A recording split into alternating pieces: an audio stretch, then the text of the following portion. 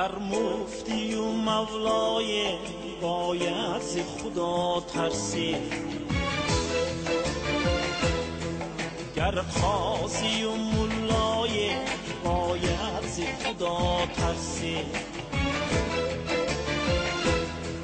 گر عاشق شیدایم یا به خود رسوایم، گر عاقل دنیایم باید ز خدا ترسی، گر عاشق شیدایم یا به خود رسوایم، گر عاقل دنیایم باید ز خدا ترسی.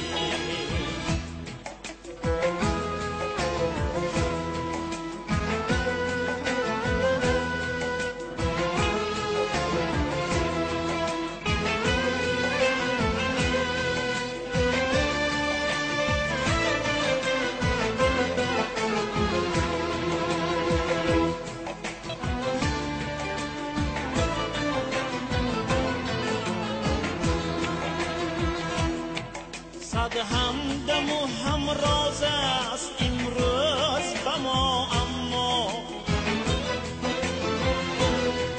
در گرچ تنهایم باید ز خدا ترسی،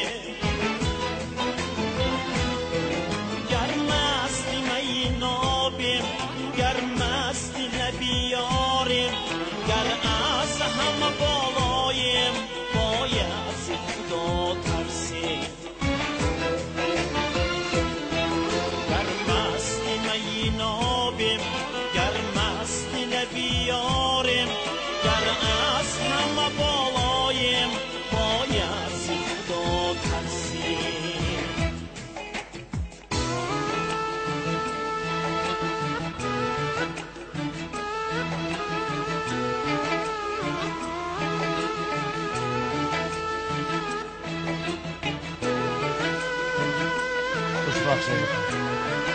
تشکر شوید. خانه دور دور است.